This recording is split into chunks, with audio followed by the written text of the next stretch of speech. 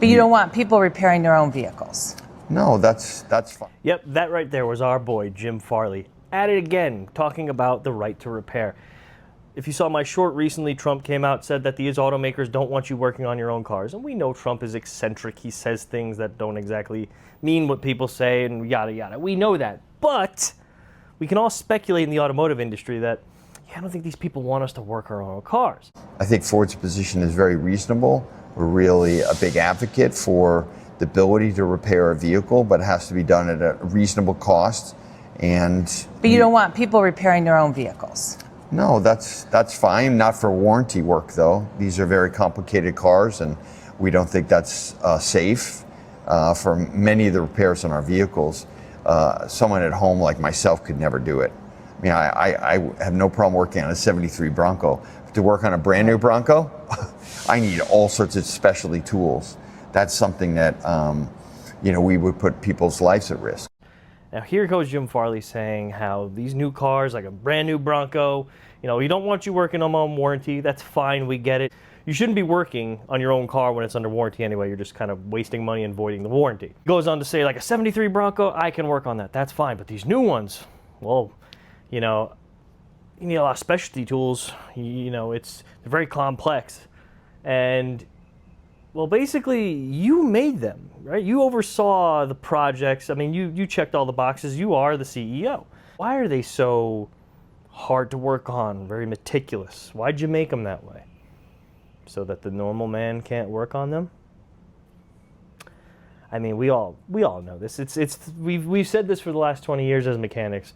They don't want anybody working on them. That's why they cover the belly pan completely. So you can't just drive it up on ramps and just drain the oil. You have to take off the belly pan. It's a little discouraging.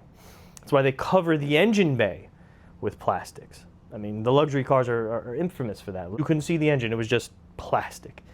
And, I mean, to a mechanic, that's all right. I got to take more steps. But for the backyard guy who wants to just fill up their washer fluid, they're going to be so intimidated popping that hood. Well, they've been doing this for decades now. They've been making cars harder to work on little by little so that the shade tree mechanic or the car owner that just wants to be savvy with his money can't do it. They have to spend money on tools, like he's saying, some specialty tools and diagnostic software and all this other stuff. It's very discouraging and just not worth it for the regular individual. But now they're getting more bolder. They're knowing that these outside shops and all these tools, and it's, places like Harbor Freight are beating Snap-on when it comes to price and quality. Well, quality, you know what, they're on par. You don't have to go. And now the ordinary person can spend actually a little bit of money and maintain their own vehicle. Well, that's not good. They don't want to hear that, and they don't want the business going to the outside shops. So now they're getting bold enough to put it into a bill, try to pass it as a law that you can't work on your own vehicles. Now, do I think it's going to be all vehicles ever that are ever made? No. I mean, heck, don't push them, but it's probably going to be something along the lines of like an emissions inspection where it's just like 25 years exempt for you to touch your own vehicle or something like that.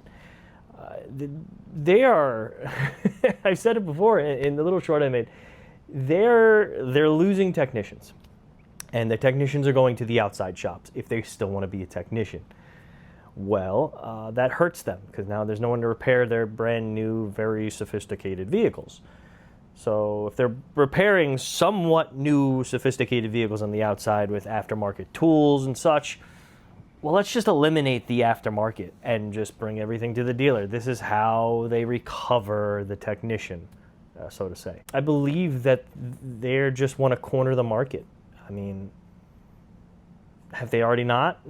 It's a lot to dissect, but I believe that these auto manufacturers' main goal is to get the wrench out of your hands and bring it to a dealer.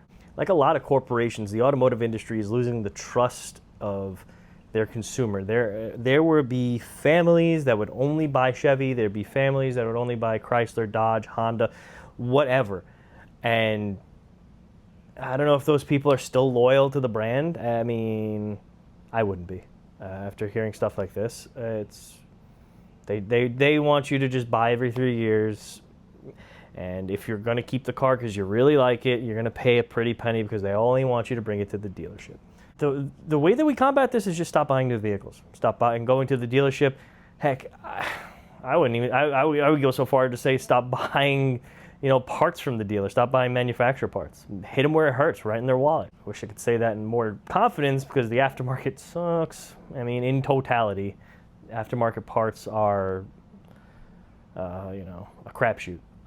It's just hard all around to just fix your own vehicle anymore, But yeah, the inspiration of this video actually came from Cooper Baghetti. He pretty much said what I'm saying. I just got a little more in depth. That inspired me to make something on it. The way I see it is right now we have to fight with our wallets. Don't buy their cars, don't bring in cars for service, and don't buy their parts. And see how fast that changes. And if they get so bold as to keep pushing this bill to make it to a law, call your representative, as good as help they will be, who knows, and just fight this tooth and nail. It has to stop. I mean, that's my opinion on it. I would like to hear what you guys think. Just making a short video on a Thursday. Have a nice day.